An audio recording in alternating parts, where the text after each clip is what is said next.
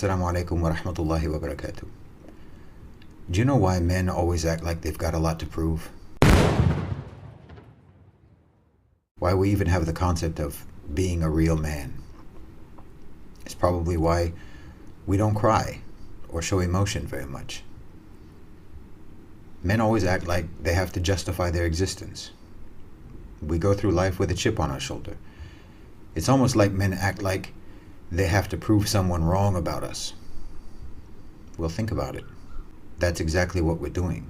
We had our existence called into question before we were even created. And then we had our existence belittled, our value doubted. These were among the very first experiences of man in the story of the creation of Nabi Adam alayhi salam. Yes, the angels made sajda, but that was in obedience to the command of Allah subhanahu wa ta'ala, not necessarily because they were so overwhelmed by Adam's greatness.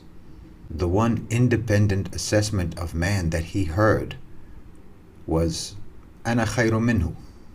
I'm better than him. خلقتني من نار وخلقته من طين. You made me from fire, you made him from mud. Man's first exposure to the opinion of another sentient being with free will was Iblis's contempt. That didn't happen to Hawa. Her first experience with another being was Adam's relief at her existence and his love for her. Her creation was welcomed with unmitigated happiness. Adam's was not.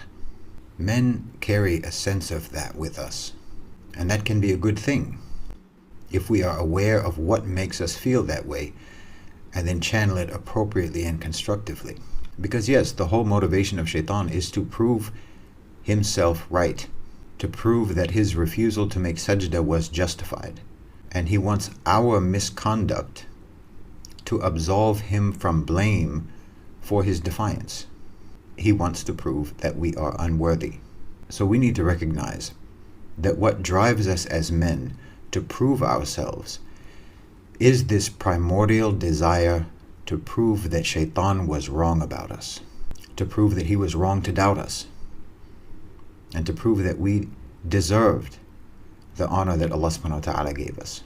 If we can understand this driver in our nature, it can help us towards righteousness. It can bolster our strength in avoiding sin. If we think of it in terms of disproving Shaitan, the ultimate hater, the ultimate biased critic, and we can take pride in proving him wrong. Every time you worship Allah subhanahu wa ta'ala, every time you reject sin, you are winning the argument and humiliating Shaitan. Jazakum Allahu khairan wa assalamu alaikum.